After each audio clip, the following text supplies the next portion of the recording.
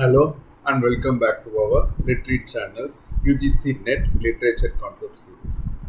I'm Kanan Prasad and today we are exploring another essential concept in our cluster that has appeared previously in UGC NET exams. Today's concept is oxymoron. This concept appeared in the July 2018 question paper and falls under our rhetorical and structural terms cluster. Let's examine oxymoron. The term derives from the Greek term oxus, meaning sharp or keen, and moros, meaning dull or foolish. Ironically, the word itself combines contradictory elements. While the rhetorical device has been used since ancient times, the term originated in ancient Greek rhetoric and was later formalized in classical rhetoric during the Hellenistic period. Greek rhetoricians first documented this figure of speech with early examples appearing in the works of ancient poets and dramatists. The device was later catalogued by Roman rhetoricians like Quintilian in his Institutio Oratorio around 95 CE.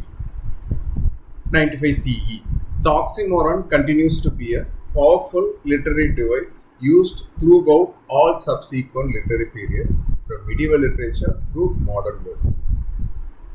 Simply put, an oxymoron is a figure of speech that juxtaposes contradictory or opposing terms in close proximity, creating a deliberate contradiction for rhetorical effect.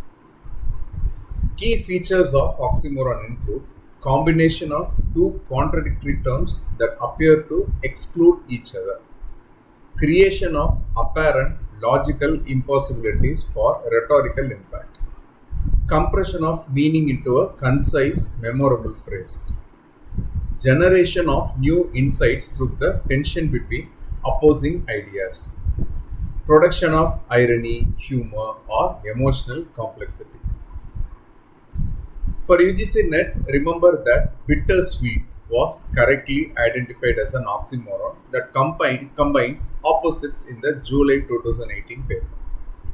Let's explore how oxymoron functions in literature across different periods. Shakespeare was a master of oxymoron.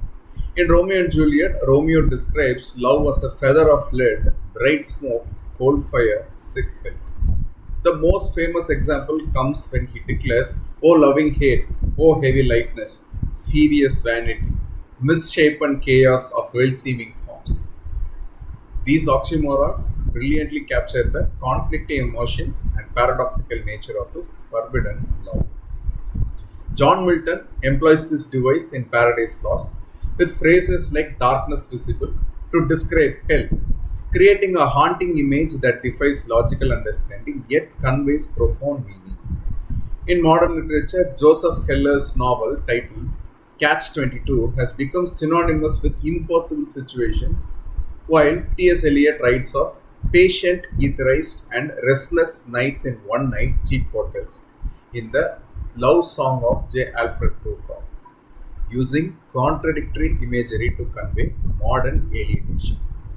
Oxymorons also permeate everyday language. Awfully good, deafening silence, living dead, open secret, small crowd, and jumbo shrimp are examples we commonly use without noticing their inherent contradiction. The device serves various purposes: to capture complexity, to create humor, to express paradoxical truths, or to reveal deeper insights through apparent contradiction. Now, let's test your understanding with a quick quiz. Which of these is an example of an oxymoron? Option A, metaphorical expression. Option B, original copy. Take a moment to think about it. You may pause the video if you want. And the answer is B, original copy. Combines contradictory terms, original suggesting something unique or first created, while copy indicates a reproduction of something else. This juxtaposition of opposing ideas in a single phrase exemplifies an oxymoron.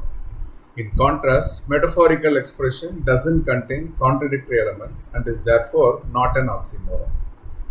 Remember, an oxymoron juxtaposes contradictory terms to create rhetorical effect often revealing deeper truths through apparent contradiction. For your UGC NET exam, be prepared to identify examples like bittersweet and understand that oxymorons fundamentally combine opposites. Questions shown in the video may or may not have been directly questioned in the UGC NET examination. I suggest and request that audience cross-verify the number of instances each term or concept appears. If there is an error, please check the description box for corrections. In our next video, we'll explore another important concept from our cluster. Thanks for watching Literate channel. Please feel free to comment below on any queries you may have about the terms in the video. See you in the next video. Happy learning.